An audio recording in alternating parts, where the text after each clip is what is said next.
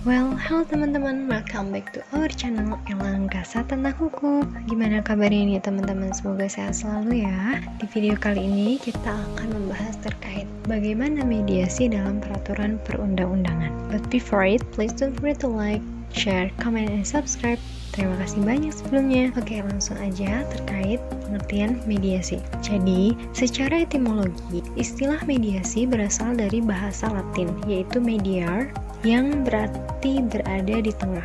Makna ini menunjuk pada peran yang ditampakkan pihak ketiga sebagai mediator dalam menjalankan tugasnya menengahi dan menyelesaikan sengketa antar pihak. Berada di tengah juga bermakna mediator harus berada pada posisi netral dan tidak memihak dalam menyelesaikan sengketa.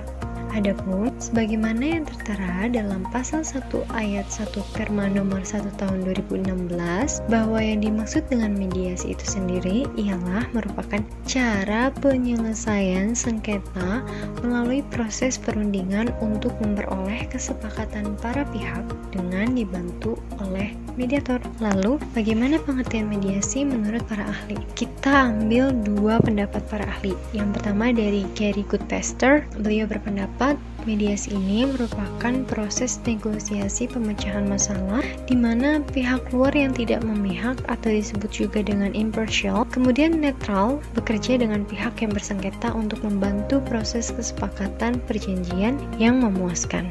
Yang kedua, menurut Yahya Harahap, mediasi merupakan sebuah proses penyelesaian sengketa berdasarkan perundangan yang mediatornya terlibat dan diterima oleh para pihak yang bersengketa di dalam persidangan serta bertugas membantu para pihak yang bersengketa untuk mencari penyelesaian. Mediator pun tidak mempunyai kewenangan membuat keputusan selama perundangan berlangsung. Adapun tujuan dari mediasi adalah untuk mencapai atau menghasilkan kesepakatan yang dapat diterima pihak-pihak yang bersangkutan guna mengakhiri sengketa. Apa sih dasar hukum mediasi di Indonesia? Yang pertama, Pancasila dan Undang-Undang Dasar 1945, kemudian pasal 130 HIR, pasal 154 RBG, dan pasal 31 RF, kemudian Undang-Undang nomor 1 tahun 74 tentang perkawinan, Undang-Undang nomor 789, Junto Undang-Undang nomor 3 tahun 2006, Junto Undang-Undang nomor 50 tahun 2009 tentang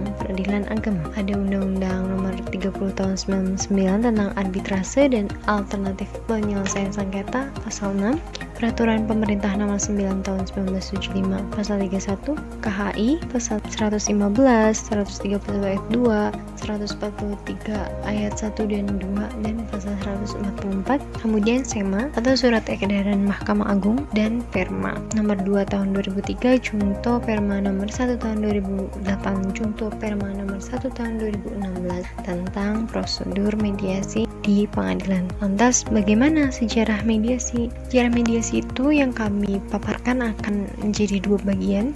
Yang pertama terkait mediasi pada masa kolonial Belanda dan yang kedua terkait mediasi pada pasca kemerdekaan. Kita akan menjelaskan terkait mediasi pada masa kolonial Belanda terlebih dahulu. Jadi pada masa kolonial Belanda, pengaturan penyelesaian sengketa melalui upaya damai lebih banyak ditujukan pada proses damai di lingkungan peradilan. Sedangkan penyelesaian sengketa di luar pengadilan, kolonial Belanda ini cenderung memberi kesempatan pada hukum adat.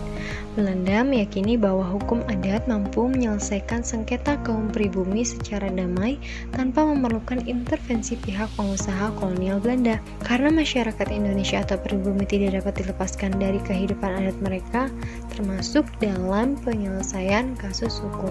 Pada masa ini, lembaga pengadilan diberikan kesempatan untuk mendamaikan para pihak yang bersengketa. Kewenangan mendamaikan hanya sebatas kasus-kasus keluarga dan perdata pada umum saja. Hakim diharapkan mengambil peran maksimal dalam proses mendamaikan para pihak yang bersengketa. Kesepakatan damai tidak hanya bermanfaat bagi para pihak, tetapi juga memberikan kemudahan bagi hakim dalam mempercepat penyelesaian sengketa yang menjadi tugasnya. Ketentuan dalam pasal 130 HIR atau 154 RBG mengabarkan bahwa penyelesaian sengketa melalui jalur damai merupakan bagian dari proses penyelesaian sengketa di pengadilan. Dalam pasal tersebut juga disebutkan bahwa hakim atau majelis hakim akan mengusahakan perdamaian sebelum perkara mereka diputuskan. Yang kedua, terkait masa pasca kemerdekaan. Pasal 24 Undang-Undang Dasar 1945 mengisyaratkan bahwa penyelesaian sengketa yang terjadi di kalangan masyarakat dilakukan melalui jalur pengadilan atau kita kenal juga dengan litigasi. Meskipun demikian, sistem hukum Indonesia juga membuka peluang menyelesaikan sengketa di luar jalur pengadilan atau non-litigasi. Alternatif penyelesaian sengketa terdiri atas sejumlah cara penyelesaian sengketa di luar pengadilan berupa konsultasi, negosiasi, mediasi, konsiliasi, dan penilaian ahli. Pengaturan mengenai alternatif penyelesaian sengketa ini cukup terbatas. Dalam aturan juga, hakim tidak boleh secara langsung menyelesaikan perkara melalui proses peradilan atau litigasi, tetapi harus terlebih dahulu diupayakan mediasi atau non-litigasi.